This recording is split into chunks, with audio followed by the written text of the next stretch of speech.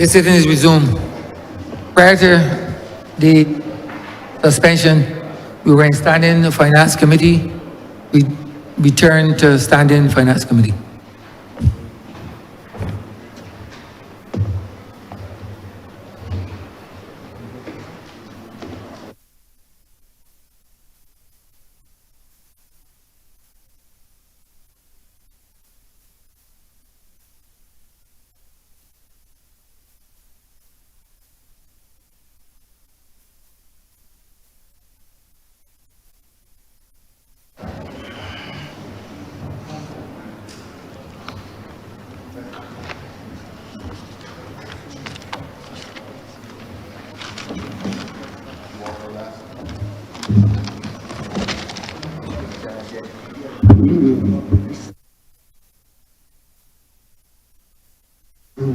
This Honourable House now resumes standing Finance Committee. Let me remind members, make your questions crisp and to the point. We don't necessarily need any long preamble. Honourable Member for St. James South.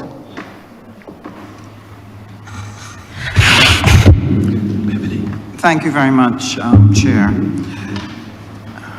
I just want to start by congratulating the Office of the Attorney General. I think today we've heard a significant amount of detail that helps us to understand the tremendous work that is being done by all of the units under his office. I have a special question here to ask in relation to our financial services, the whole idea of making sure that we have a jurisdiction that is able to meet international standards so that we can continue to earn from this very important sector. So I just want to ask the Attorney General if he can give us some update on what is happening in the financial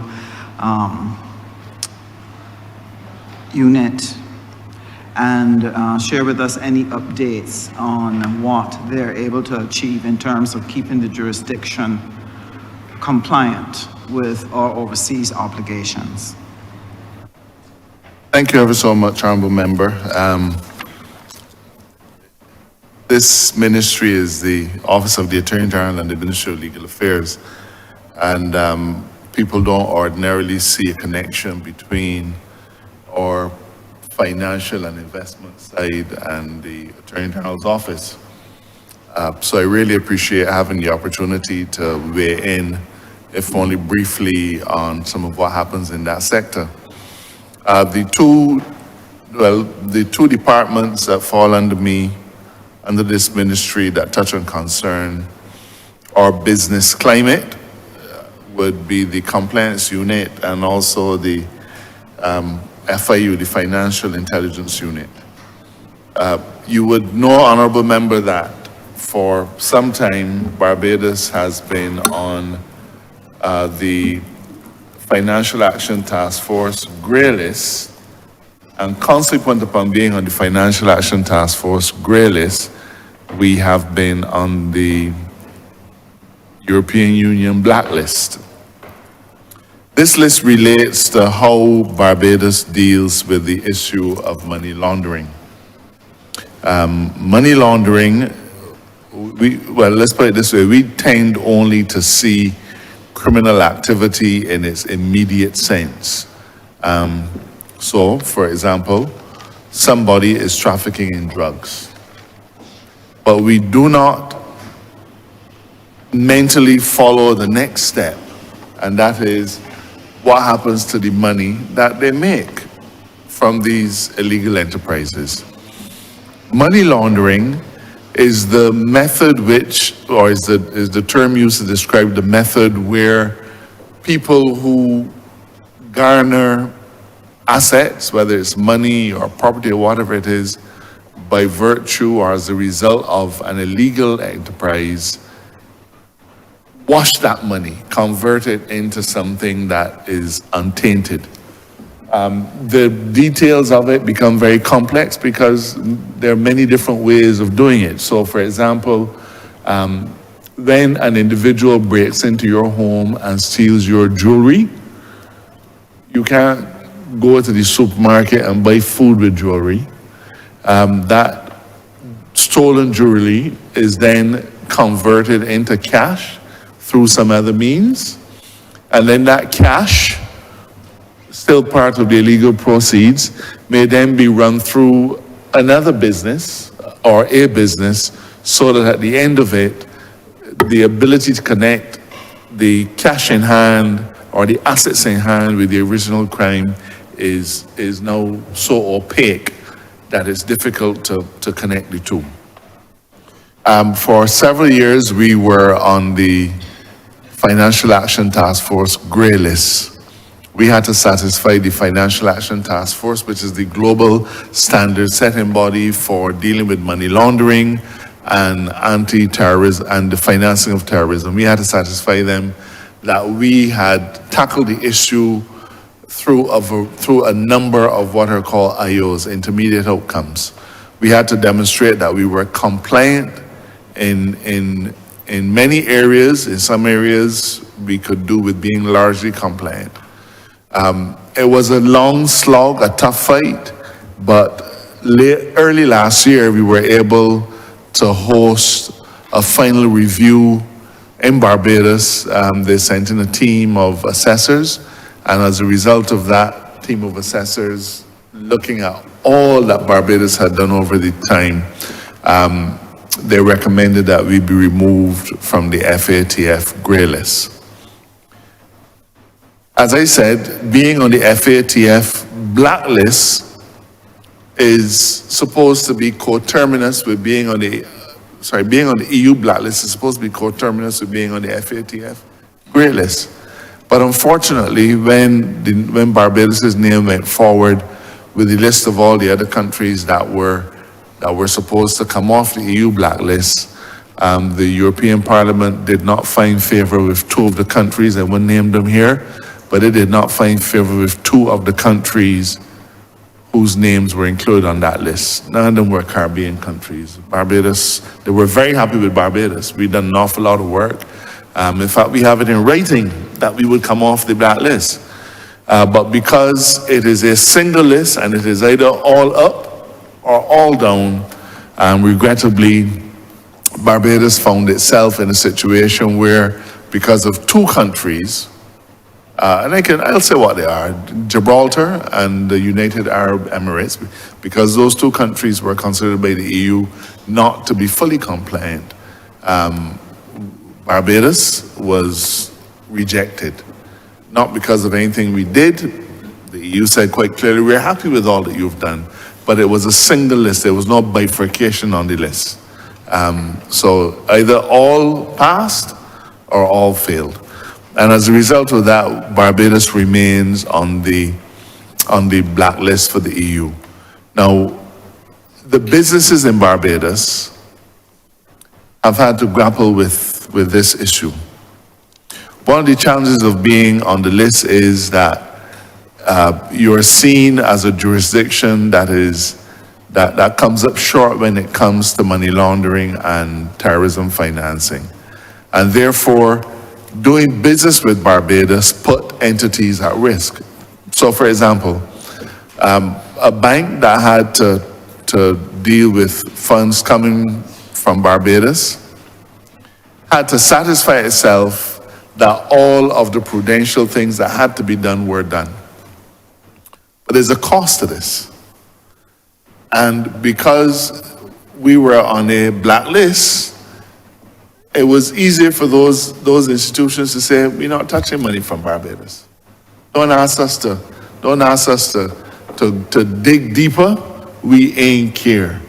You're on that list, you're a risk to us, and it's not worth it for us to go into the level of due diligence to satisfy ourselves. Curious thing about that is this, Honourable Member.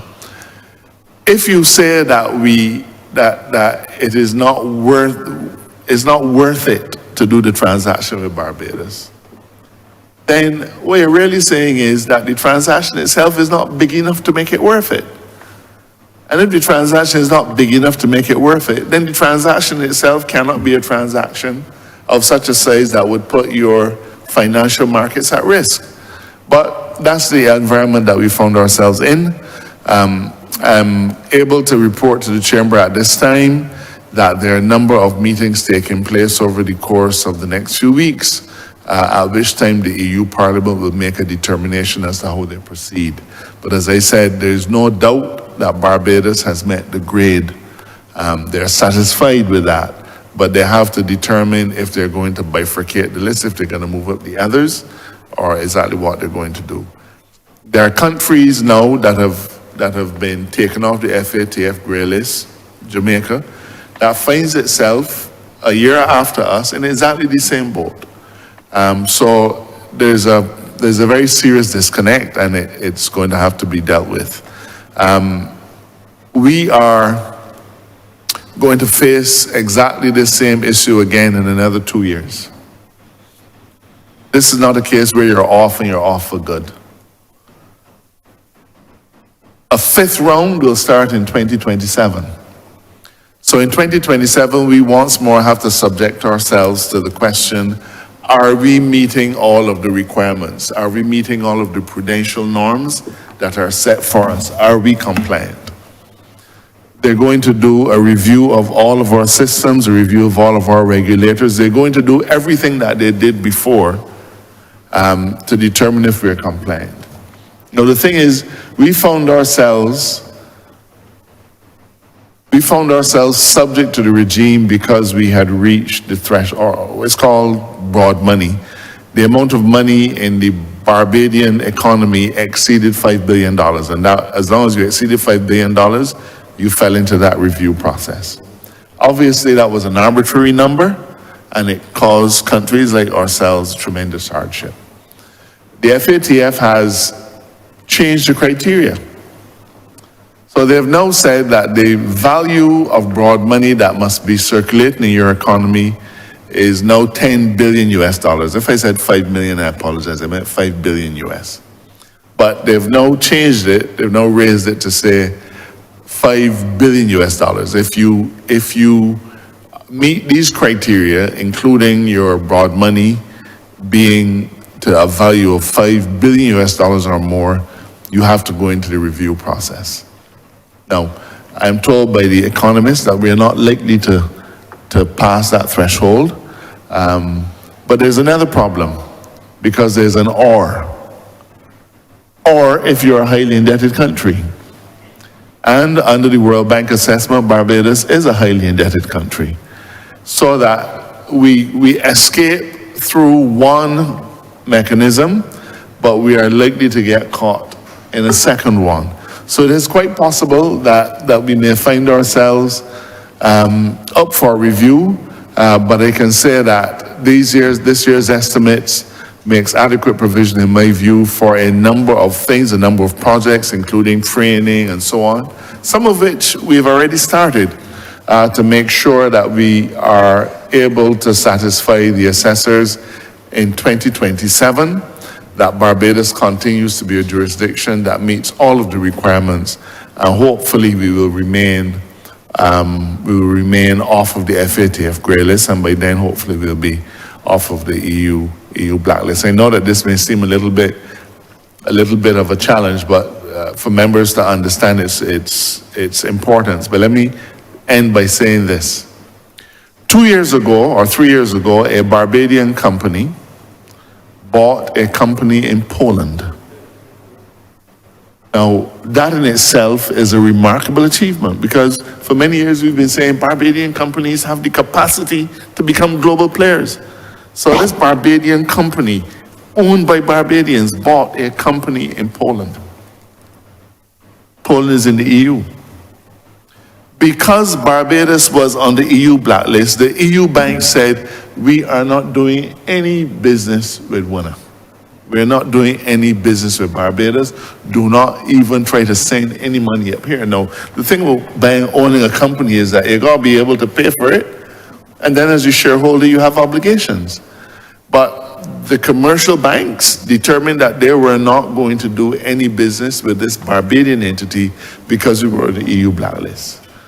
That Barbadian company had to give up, had to surrender that investment. There were people who were operating in Barbados who were not able to find correspondent banking so as to be able to send money abroad.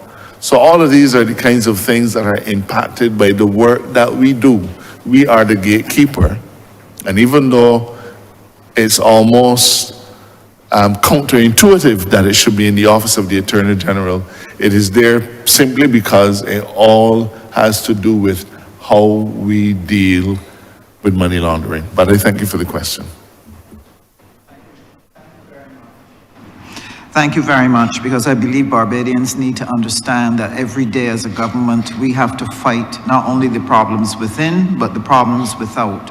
And that it costs a great deal of money, it takes a lot of time, and requires a lot of expertise to be able to manage these very complex and complicated requirements and relationships in order to keep the Barbadian economy going.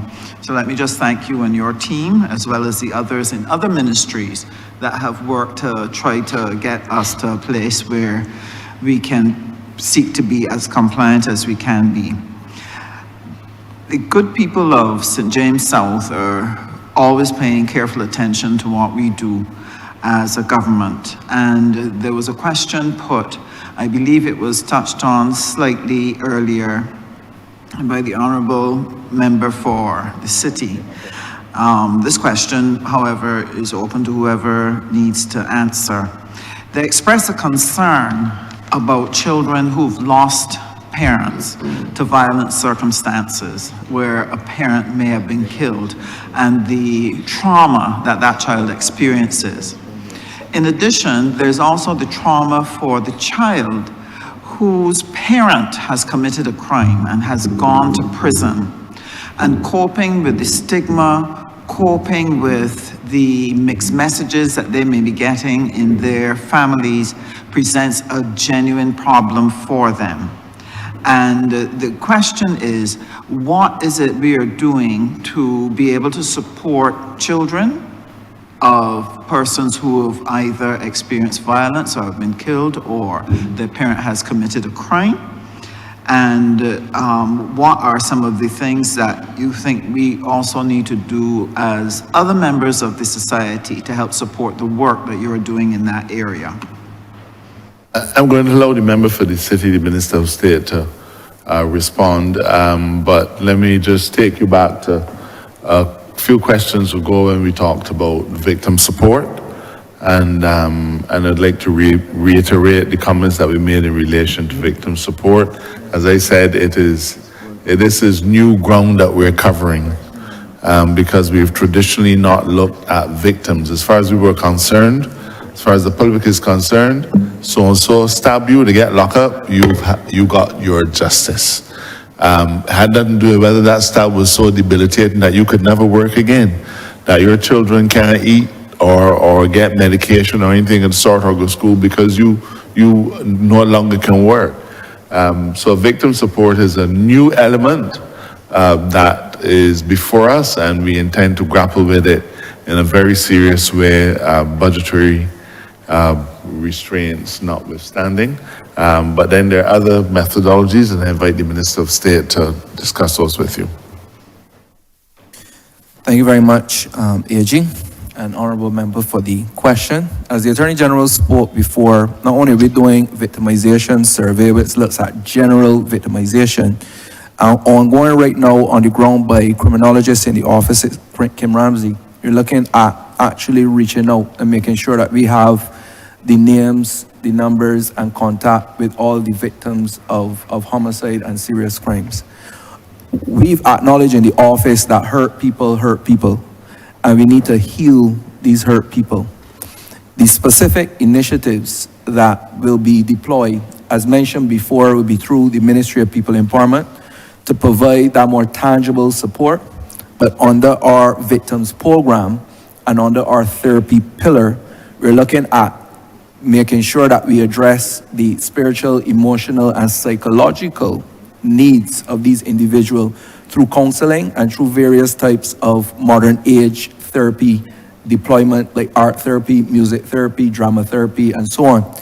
It is fortuitous that you asked this because, as the AG mentioned earlier with the draft George Bridge Agreement, I think it's number 5 or 6 that speaks specifically, and I will quote it as we quoted it before: implement targeted programs for children affected by violence, including those of murder victims and incarcerated perpetrators. Almost sounds verbatim to your question.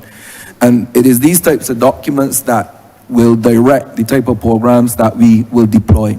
But to speak specifically to your question, under the victim support pillar, which falls under violence reduction, and under the rehabilitation, reintegration, therapy, and support, the mechanisms where at present we work with those in the prison in our inmate family program. There's Christmas reunions through the Barbados Prison Service, and a number of programs, back to school, support for those through NGOs, not connected to any funds from the government at all, strictly from the NGOs and the church that provide supplies for those incarcerated, the children of incarcerated parents, and so on. So there are a number of initiatives, and as the AG said, we'll be building it out more and more in looking at victim support. Thank you very much. And my last question, I just want to express on behalf of the St. James South Neighborhood Network to the Police Commissioner the tremendous work that your top brass has been doing with our network in working with our families and our residents in relation to keeping the neighborhood as safe as possible. With the increased incidences that have taken place, naturally people feel even more alarmed. But I want to reiterate what the Honourable Member for St. Joseph said, that to solve this problem is going to require the entire country, that all of us have to play a part. Now, these communities have stepped up by having their neighborhood watches and so on, but I would want to ask you, what are some of the other things that you would like to see the general citizenship do as their part, as their role in helping us to handle and manage this issue of crime? Because I think it is time that Barbadians get beyond complaining about crime and go the next step and ask the question, how can we help? What can we do? And how can we be empowered to do this? So if you could just share with us what as citizens we need to do to help make this work, it would be appreciated. Thank you, Honourable Member. I'm going to ask the Commissioner of Police to address this. Thanks. Your observation is appreciated, I must say. And for us, over time, we have worked with various communities, not only in St. James South, but throughout the country. And for us, where that is concerned, we are going to reinvigorate those neighborhood watches. One, that is something that has fallen by the wayside, and I believe that we need some new blood and injection where that is concerned. So we would target those districts. You mentioned a particular area which was under some problems recently that I guess that you're fully aware of, and that is something that we need to do. We need to go further in identifying those persons that would need whether it's medical intervention, psychological intervention, whatever it is, that creates some level of harm to persons in various neighborhoods. So our officers, when they attend to these reports, they should capture all relevant information and identify persons who are in need of help and work with other government agencies to come in and lend that type of support for those persons to have them get the level of medical attention, whether it's psychological or whatever. It is those persons who we find that can create tremendous discomfort for general members of the public. So that is one area that we will work with. Now, in terms of how we go about having the youth groups reinvigorated again, because we need to redirect persons from being just there idle and getting involved in mischief. It is some programs which would bring that level of cohesiveness in communities, driving programs, putting those issues, those things in place, whereby they will be engaged in a profitable way, a wholesome way, and work with them. We need to also to bring the churches on board, because we cannot just look at it through the lens of the police service, but all those agencies that are out in the community, we must bond and gel together so that when we deliver the product, it's a well thought out product, and there must be, the end game must be to have persons change direction from bad to good and be honorable citizens throughout the community. So those are things that we can look to do. We also need to identify the schools that need the extra help. We cannot escape that there are some schools that would need the help from mine community officers and station managers, also to interact and engage, whether it's head teachers, whether it's ordinary teachers or whatever. Those persons who are in a situation whereby they are teachers, guidance counselors or whatever, all those persons we would need to bring on board and work with them. Because we cannot, as I mentioned already, we need all help, all hands on deck to get the situation really brought under control. So we will continue to try and deploy our resources in these problem areas, whereby we can accomplish our objectives in terms of having each and every community safe and well sound in terms of living comfortably and walking about without being alarmed, harassed, or whatever going forward.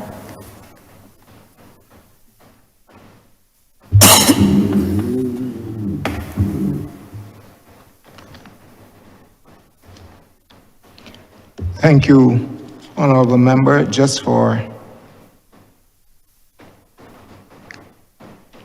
clarification and that we understand,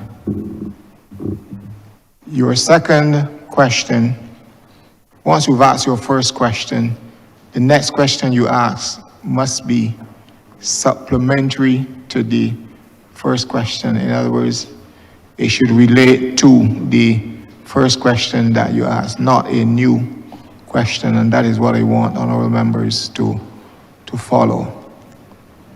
Thank you. Honourable Member for St. Michael East.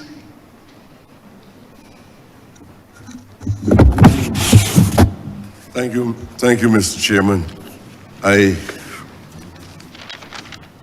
start to feel a little alienated from the center of the debate, because I thought you felt that since I was on this side, it was part and parcel of the opposition. And I was wondering if that was influencing your thoughts. No, not at all, Honourable Member. I know there's some suspicion about that. Not at all, Honourable Member. Yeah. No. I think we have to reconnect with the seriousness of this debate. Concepts of crime goes as far back to the biblical times with Cain and Abel. And minor issues sometimes influence people to get engaged in serious felonious acts, such as murder, and probably treason too. We have so many thinkers over the years that try to address issues related to the values, the breaking down of values in society.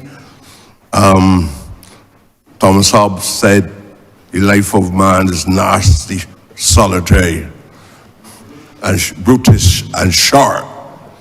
I think that is something that we must all reflect on. Everybody would like to live over 1,000 years if possible, but we know that Hobbes was right in that context. Nietzsche was even more dramatic, but extremely clear. When Nietzsche looked at the collapse of values in the society, which our schools and churches, and institutions of such moral groundings exist. Nietzsche said, God is dead. He didn't mean literally God.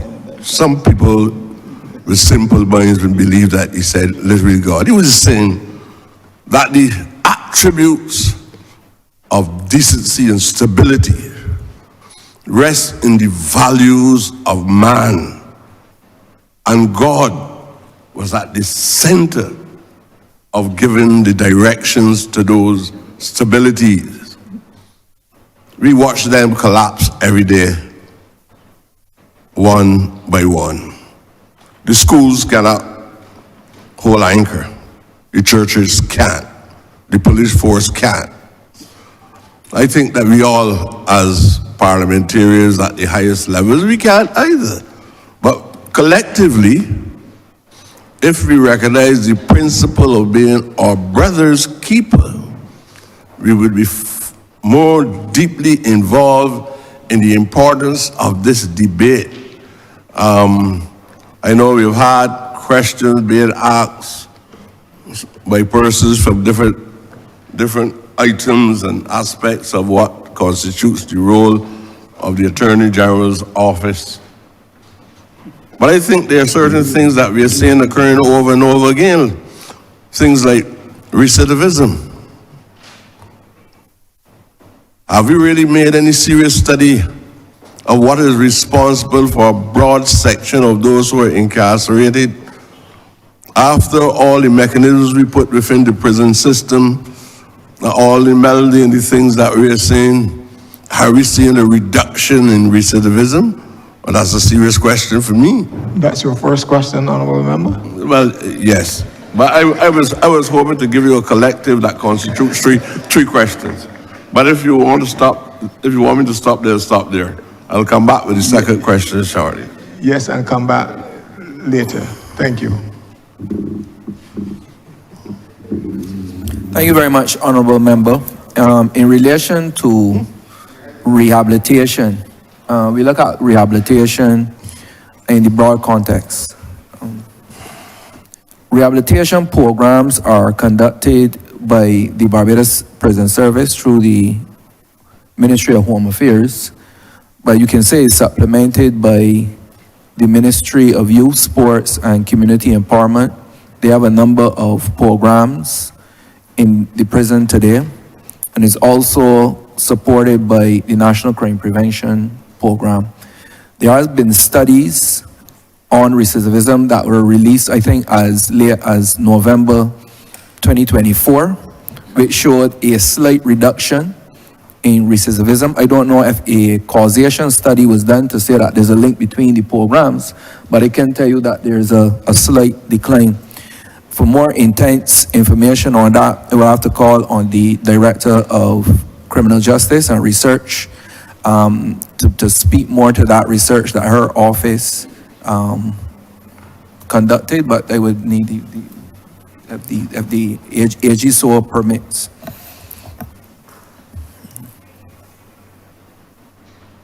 Yeah, I'm calling on the Director of Criminal Justice.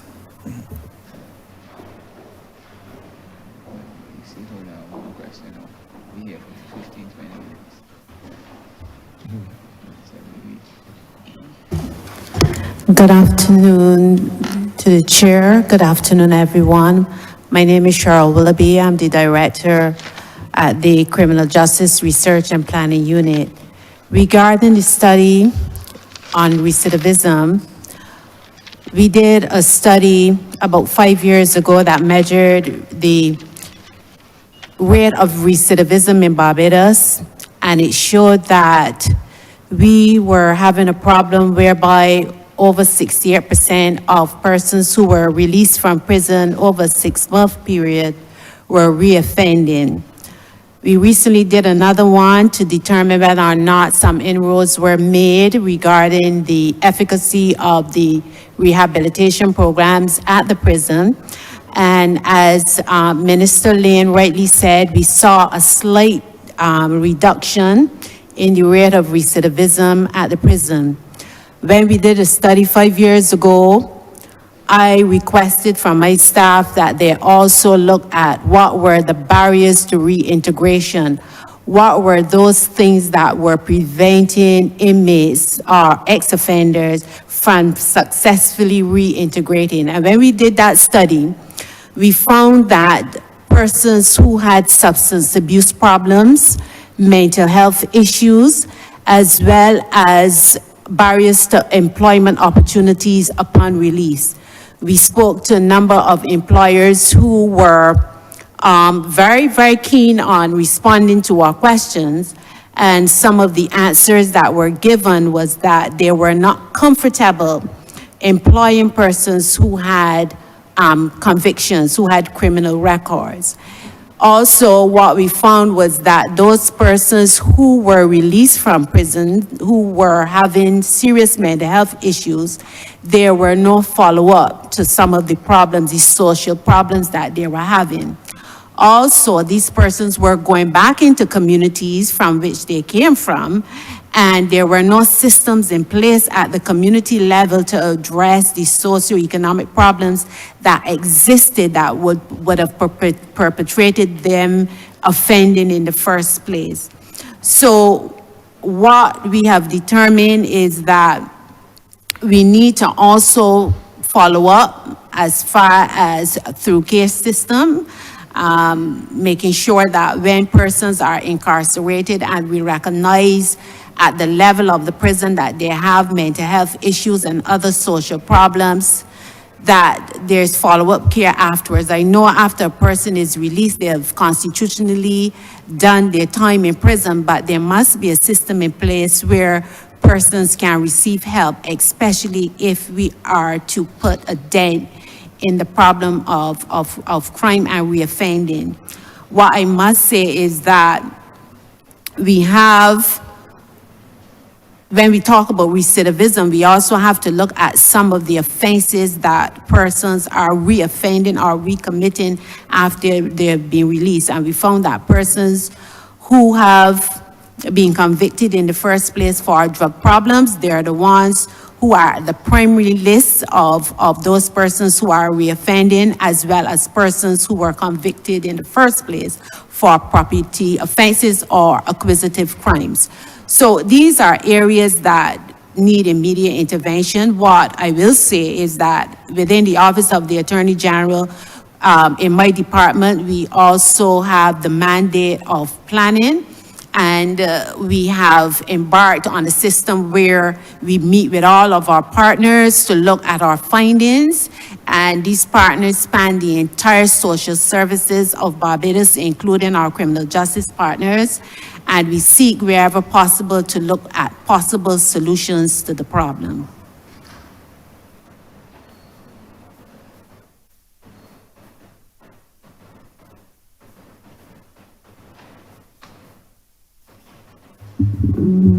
Thank you. 65% are returning to prison. It's some call close to that. That's not a question, sir. Or rather a rhetorical question. I personally don't consider that to be good enough. It says that there's something that we must do that we're not doing. I would expect that within the prison system, there would be mechanisms that will help to repair the psychological damage that was done, since I do not believe that any human being on the face of the earth is born a criminal. There is something that is happening that we are producing so much criminal elements. Do we have the social psychologists or the criminologists in the appropriate numbers and quality that are engaged in a program within the prison system that will help us to be able to restore the inmates to some level of sanity and not necessarily seeing them as criminals, because this is irrational behavior that we are addressing.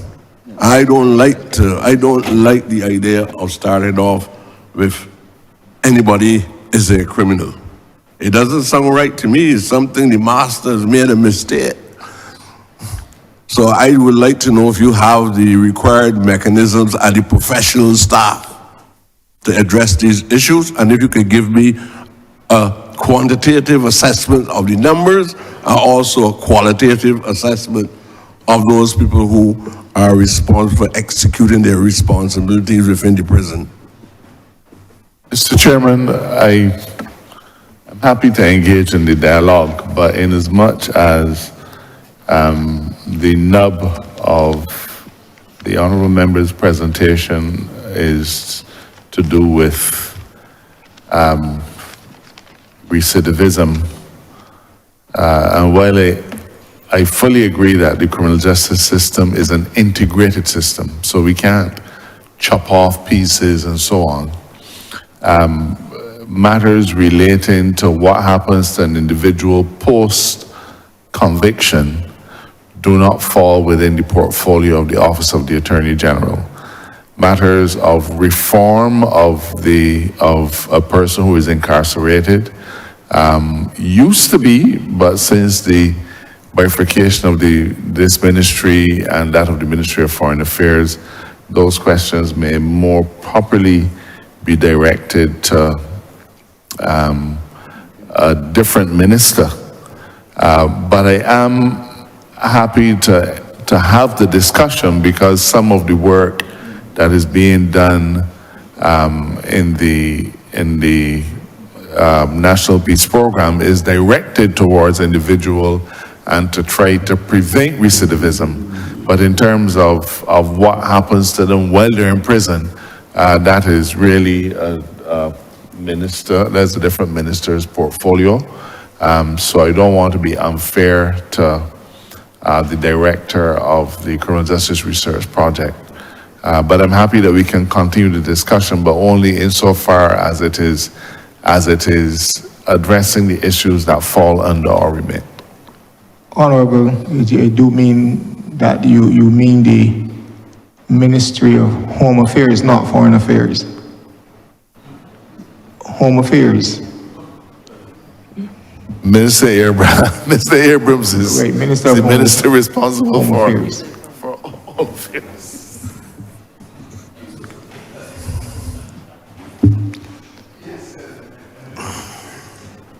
Yes, we just have to have the record straight.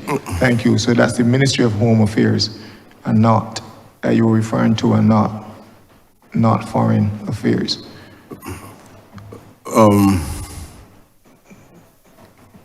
It says that there's a vacuum, a void in administration. There will have to be some integrated link between the individual ministries, some kind of committee that allows persons who sit on the unit within the Ministry of Home Affairs to have that link in a committee that is part of the Attorney General's office. And it's an element that needs to be examined carefully, and I would like to urge the AG to explore it and try to impress upon those who shape governance the importance of having this unit, that these two entities could come together and address an issue like that.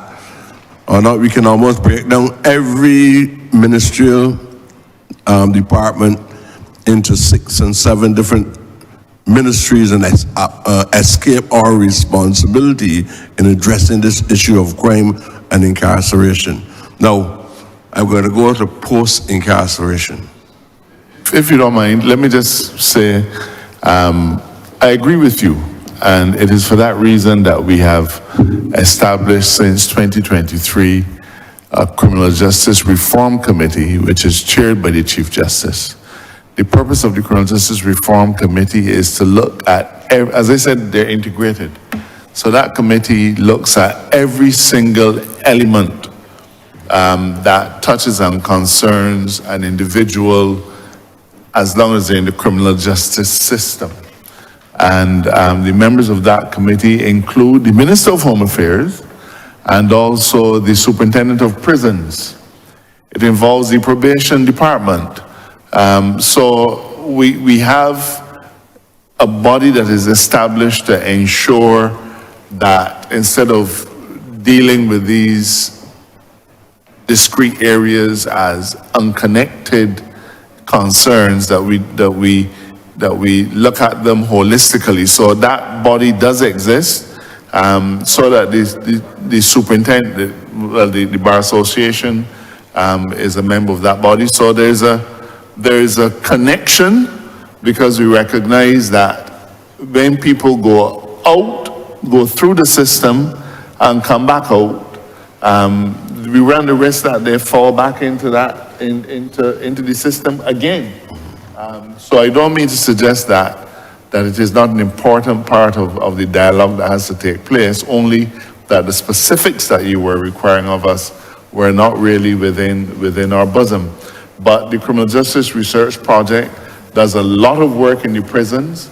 In fact, probably about half of their research in recent times at what happens in the prisons. People, what are the schools that are represented in the prisons, the levels of recidivism and things of that sort.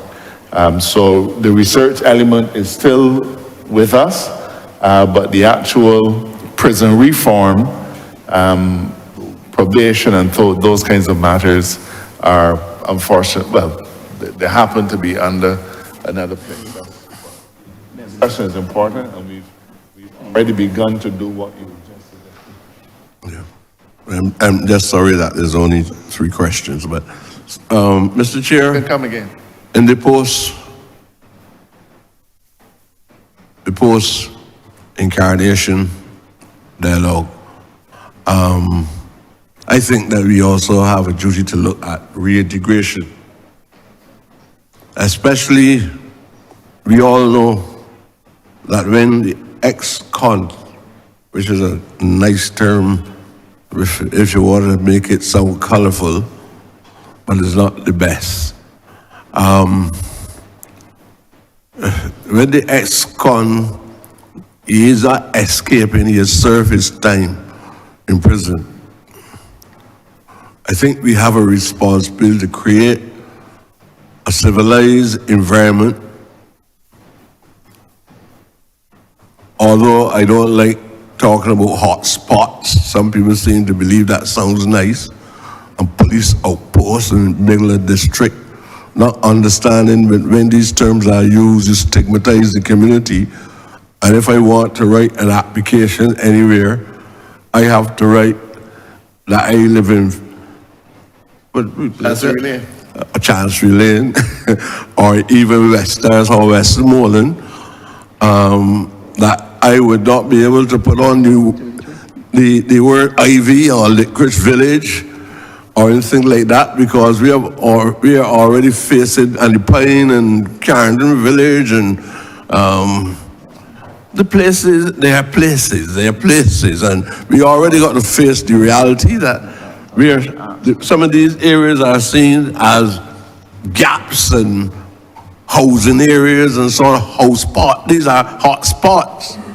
And I believe that we are trying to build a new society, and we don't have to park terms used by other people when addressing issues related to our people. As soon as you use a word that stigmatizes the community, even the police force and the judiciary starts with a bias, and therefore justice is not obtained if you come from the Pine, if you come from Silver Hill. And I know people write applications and send the applications with their aunt's address from Chancery Lane. I believe that, sir, and I'm asking, at this juncture, are we looking at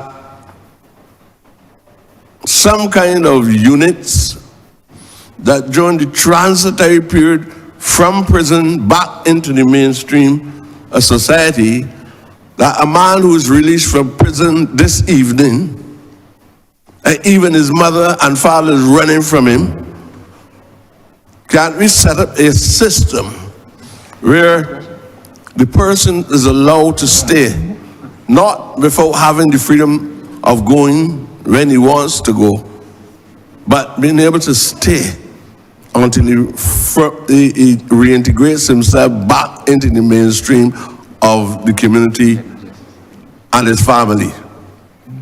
Is it even suitable in terms of people who don't have professional skills, and when they go to ask for a job and say, where were you working before and how long? They're going to tell a lie. They can't even get a job cutting grass. Honourable member, let us get the gist of the question. So Well, it's that they simple. can I answer. don't know why it became so complex for you, sir. But the question is clear. Do we have the mechanisms in place for the reintegration of the ex-colony to the mainstream of the society? Simple. Thank you.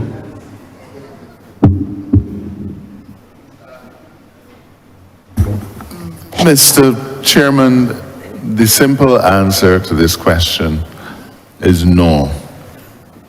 The system does not have any arrangements for public support for incarcerated persons once they come out. There's no doubt that things of that nature would be desirable, but I remind you of the comment I made earlier that as far as the system that we inherited is concerned, you get locked up, you come out, that's a matter for you. You get locked up, justice has been delivered to the victim. Barbados has changed as a society though, and I believe that the time is right for us to have these discussions. But like most things, we have to determine how do we prioritize our public resources. Do we give, does the government, I'm not proposing an answer, but let's posit the question. An individual from the constituency of, let's say, the Pine, somebody from the Pine is desperate for a house for them and the children. On the other hand, John Brown, who's shot up people, committed firearm, come out of prison, is desperate for a house.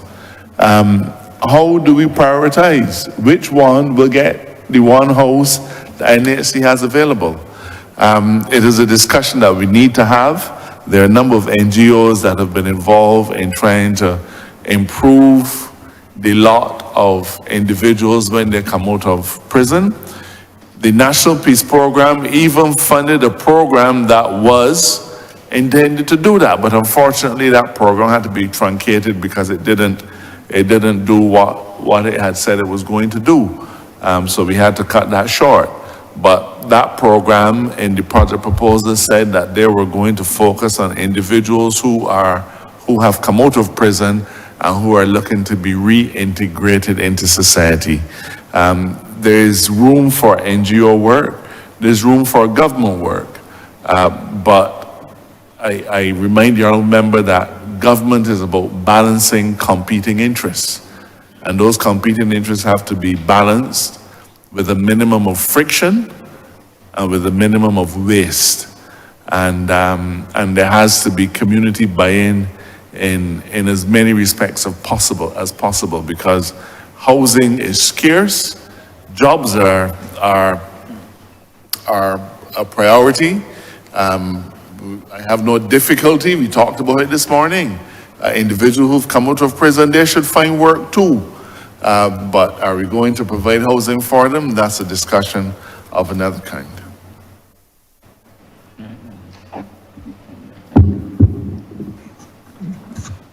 I just want to thank the AG and you too, sir, for allowing me to put a few simple questions with the hope that it will help us to find a new way of doing things in order to address some of the problems. So I hope that there is some suggestions in the questions that I asked as well. Thank you. Honourable Member for St. James North.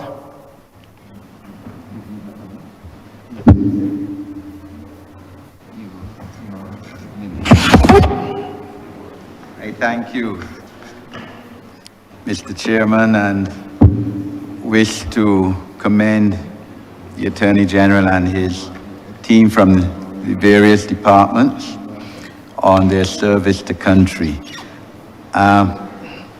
First, wish to ask about the registration department and the efficiencies of the department and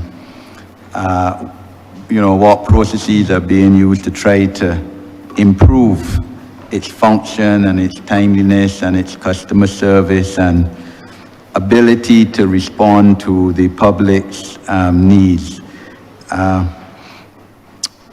We know that, for example, applications for probate or letters of administration of estates have been, over the years, taking too long a time. When I first started to practice, almost 40 years ago, I remember the first application I did for probate of a will took 4 months. It now takes much longer than that. I know that as recently as last month, a policy initiative has been made whereby those applications, new ones, are now made online. So, Attorney General, like either you or the Registrar of the Supreme Court, who is here to speak, let the public know what is being done to make the registration department more user-friendly and customer service-oriented, and also as to whether we are satisfied that the registration office has enough hands on that deck manpower. We know that during COVID, as in most government departments, we had to cut back during COVID and when we went through the BREC program. But as to whether,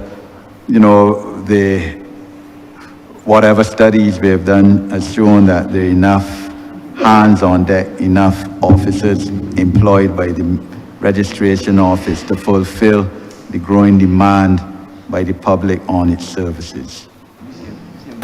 Thank you, Honourable Member. The registration department has been a feature of our judicial system from time immemorial.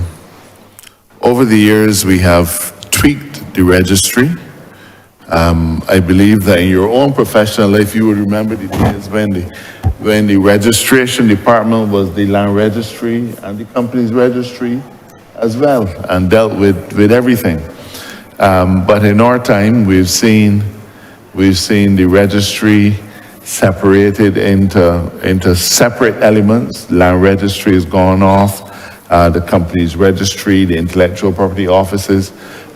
So the registry now, the registration department focuses on the administration of the courts, both the Magistrates Court and the High Court, and the collection and management of vital statistics, information, that is births, deaths, and so on, and also the probate department.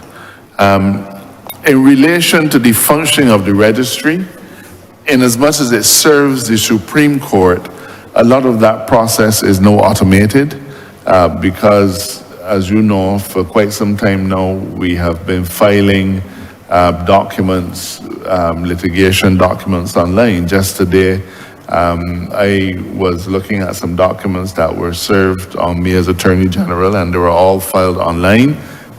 We follow a model that is used by the Caribbean Court of Justice, and it is something that has worked very well and is efficient. in terms of the births, the vital statistics, births, deaths, and so on, it is planned that that responsibility will be taken away from the High Court Registry and be moved to the Electoral and Boundaries Commission, where it more properly belongs. I believe, and I'm not able to quote any historic research, but I believe that a lot of things devolved onto the registration office simply because it was a government agency that was seen as being in a central place.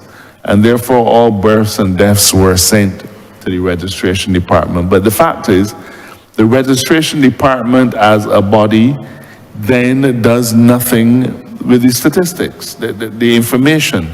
They don't process it. There's nothing that they're required to do with it except churn out birth and death certificates when called upon to do so. It has long been considered by this administration that the best place for collecting information relating to births and deaths are the people who actually use it, the people who prepare the voters list, the people who have to work out whether or not a person should be getting an ID card at the age of 16. What happens now is that the information comes in and then we do something called a data dump. Now this data dump used to take place it used to happen often in the earlier stages, but then it began to slip. So you would get a data dump every month. You would get a data dump every 3 months. So the electoral and boundaries would not know that a man or woman has died until sometimes many months after they have in fact passed on. We now have a situation where I believe the data dumps are done on a weekly basis. So all the information is to be sent to electoral and boundaries so that they can keep their registers up to date. But the truth is, it is an anachronistic process and really needs to leave the registration department. That is being worked on, and hopefully very soon you will see that happening. You will see the electoral and boundaries being responsible for the collection, collation, and management of our vital statistics. A gloss on that is that the registration of birth should not even be done by any registry, that act should be taken, should be managed at the place where it actually happens. So that where the person is born, the QH or something like that, should really be the entity, the body, the place responsible for certifying that a birth took place on any given time. The big challenge that we have in the registration department, though, has to do with the question of probate. There is absolutely no doubt that a large amount of national resources are tied up in a probate process. It's common sense, really. For as long as an individual is unable to administer an estate, you have assets that are locked away and cannot effectively be used for the generation of wealth, that can't be used to satisfy debts, that can't be used to allow people to get on with their lives. When we looked at the situation about 3 or so years ago, we found that the backlog was huge. The backlog was huge. My first initiative, in order to help to get rid of the backlog, Honourable Member, was to engage experienced attorneys who are experienced in probate matters, to review the probate files, and based on that review of the probate files, the files will go forward to the registry for a sign-off. But it wasn't any probate file. Their job really was to help us to clear the backlog. So they went in. At one point in time, we had engaged as many as 5 senior attorneys, people with substantial experience in probate matters, and their job was to tackle the backlog, help us to get rid of the backlog.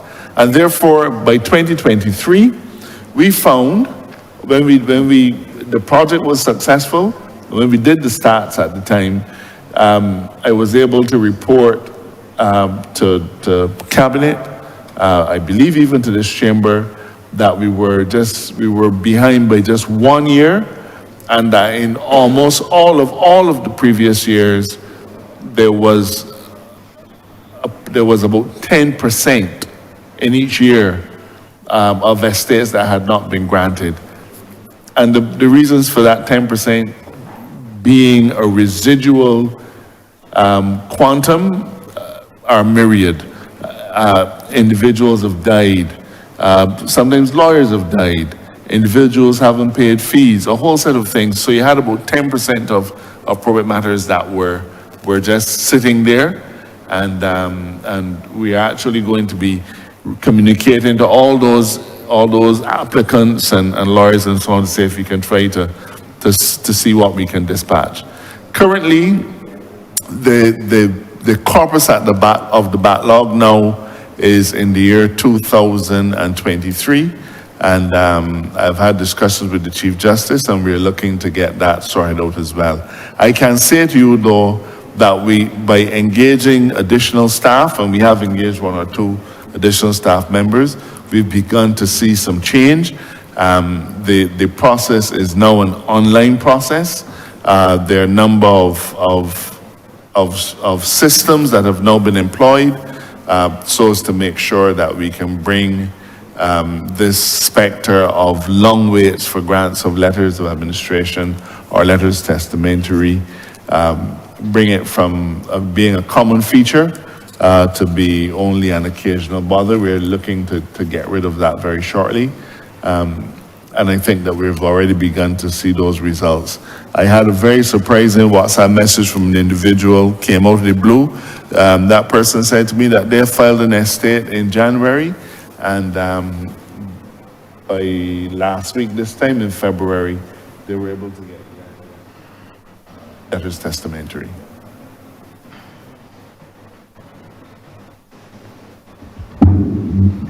Thank you, AG. Mr. Chairman, I should have mentioned, of course, the registration department is program 241, sub-program 247. My supplementary relates to the Magistrates Court, which is, over which the registration department has some responsibility, and that's program 242, sub-program 249. And of course, we know, Mr. Chairman, that the majority of judicial matters, in fact, the vast majority, I believe maybe close to 90%, certainly over 80%, are heard in the magistrates' courts.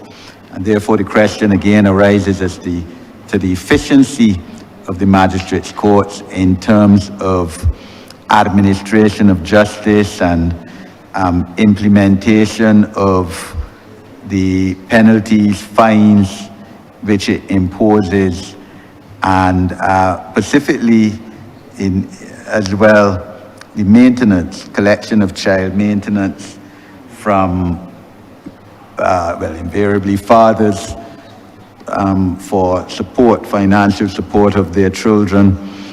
And, you know, over the years, both administrations, Mr. Chairman, there have been issues with, we hear, and certainly we know, I know as a fact, a collection of maintenance monies imposed by the magistrates' court on fathers, collection by the mothers, and mothers, single mothers, already under tremendous financial pressure, not having the money which the court has placed on fathers in paternity matters or child maintenance matters. And Attorney General, Honourable Attorney General, I wish to give you or again the Registrar of the Supreme Court the opportunity to speak about what is being done to try to better manage this system so that you know, the fines, penalties imposed by the magistrates' court on people can be collected, especially child maintenance cases. Is there technology that is being implemented to try to improve this system? Is it a case where we're training bailiffs better, court process officers better? I know of a matter years ago, Mr. Chairman, where a bailiff was to serve documents on a person who happened to be his neighbor and could not find the neighbor for months. Documents not served. So what is the government doing, your ministry, sir, to improve this system, make it more efficient? Thank you, Honourable Member. Your question is timely. In relation to payments, particularly, and you said particularly, payments of maintenance to mothers, rarely fathers. The Magistrates Court is currently in the process of implementing a new case management and digital payment system to operate in all of its Magistrates Courts. There's currently a pilot project in place at the court at District D in Keene Garden. And at this point, what we're doing is inputting the data and testing the integrity of the system. What is happening now is focusing on the clerical and the front-end staff who are going to be the end users.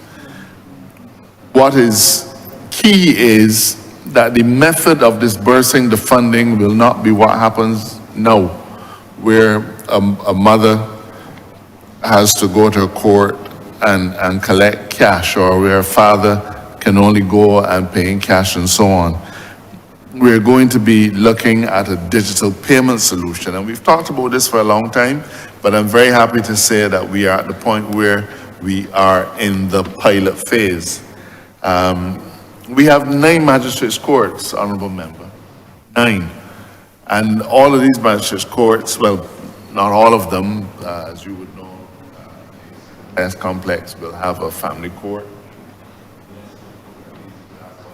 The other magistrates, but all of the courts will be connected to this system, and we will be using a digital payment system very much like the Adopt a Family. Colleagues will remember that when we started the Adopt a Family program, the question was, how do we make the payments to these people? Simple solution was that every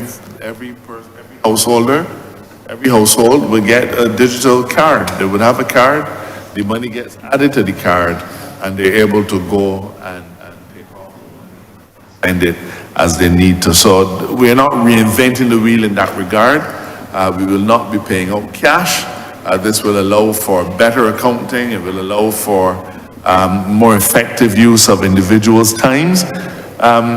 You know, when you show up at a court and you hear that the court clerk out to lunch, can't get the child money.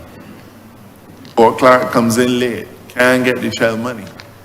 This will remove all of those issues. So money comes in, money gets credited in your card, you go and you do it. And I'm really very proud of the work that we've done in this regard. I think you also mentioned the conditions of the magistrates' courts. As I said, we have 9. We all know that we've had some challenges in years past in relation to the physical condition of those courts, and in fact, we've had to close some. I'm sure you remember the court at Belle Plaine. Or you remember the court at District B. We've had to close a number of courts and try to rationalize that work. But I'm able to say that by doing the substantial renovation at the Fort Simmons complex, we've been able to allow our magistrates to use 3 fantastic courts down there, one of which is completely new. I think that's used by the chief magistrate, but we refurbished 2 of the older courts so that we now have comfortable accommodation and accommodation that is free of environmental concerns. Honourable Member, we've had to close the Cemeteries Court. You know that the Cemeteries Court had the criminal, it had the civil, it had domestic. Cemeteries Court was an important center of activity for us, but unfortunately its condition In fact, let's rewind a bit. The Sympathize Court used to be a primary school. Used to be a primary school. So it isn't to say that we took a new building, that we took a place and built a new building. We took an old building and tried to turn it into a modern magistrates court complex.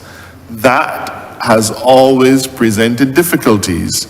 And therefore, we are now in a position where we've had to close that court, we've had to close that complex, and provided in the estimates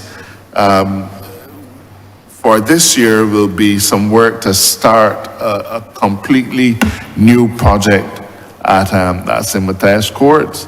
That is going to run over a 2-year period, financial year 2025-26 and 26-27. And the projected cost of that upgrade is the sum of $5,398,000. And so we're looking to do that work there.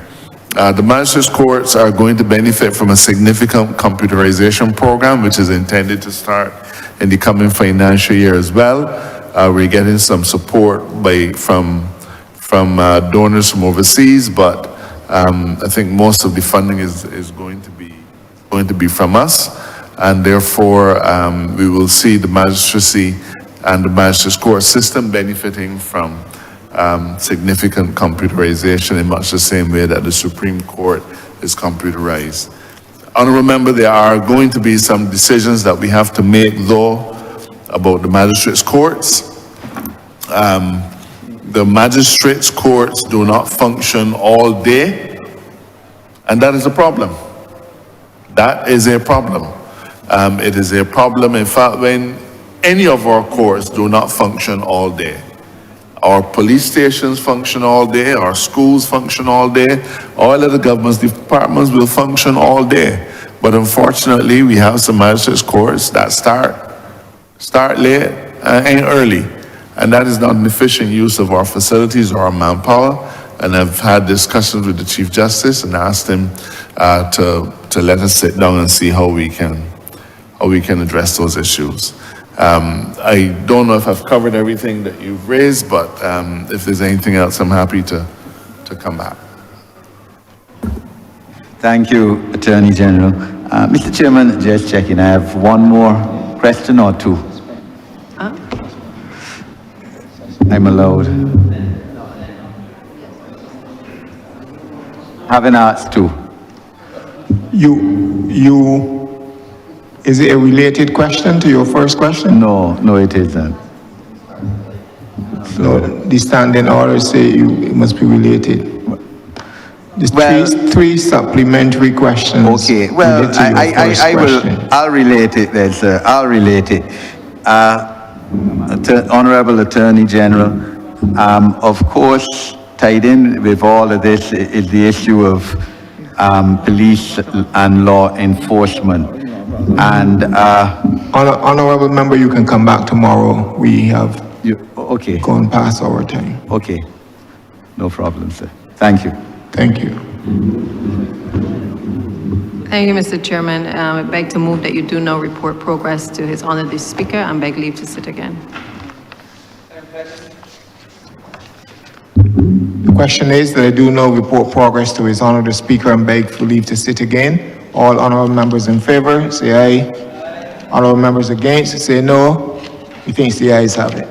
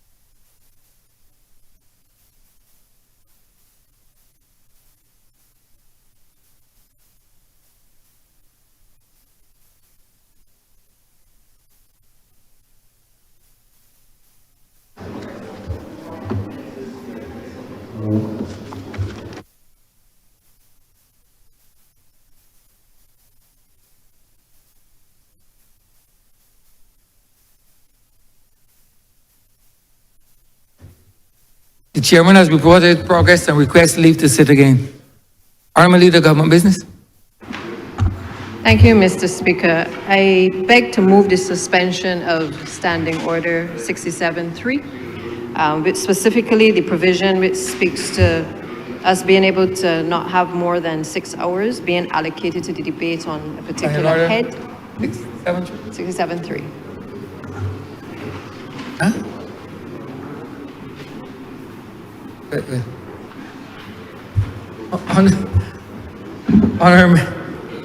Honourable, you need to revert to government business first. Go ahead.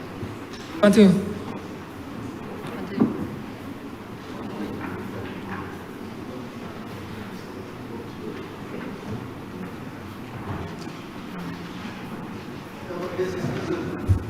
Honourable Leader, Government Business. Right, so Mr. Speaker, we have at this point completed the first head. As you know, the standing orders provide for 6 hours to be allocated per head. We are mindful that this is obviously a very important and substantial debate as it relates to crime. And we therefore wish to beg to move that the section 67.3 of the standing orders, specifically the section which relates to us only doing 6 hours, be suspended to allow for additional time for the debate to continue. Wait a second. The question is that Standing Order 67-3 be suspended. All those honourable members in favour, please say aye. Those against, please say no. Me think the ayes have it. Standing Order 67-3 is suspended. Honourable Leader, Government Business. And with that, Mr. Speaker, I would beg to move the suspension of the House until tomorrow, the 18th of February at 10 a.m. The question is that this Honourable Chairman be suspended until 10 a.m. tomorrow. All those honourable members in favour, please say aye. Those against, please say no. Me think the ayes have it.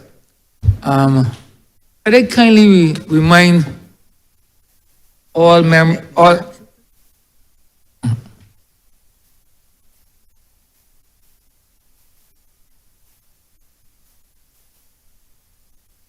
Could I kindly remind all members that this chamber commences at 10 a.m. I do believe that the standing orders speak to that. But this chamber don't start at 10:30 or 11 o'clock. I would think, therefore, it is incumbent on all members, honourable members, please get here at the appointed time. It is easy for me to come to this chamber if persons don't want to attend on time and sit at the 10 a.m. as is the want. And if members are not here, I am vested with the authority to adjourn this chamber. A word to the wise is enough. This honourable chamber stands suspended until 10 a.m. tomorrow.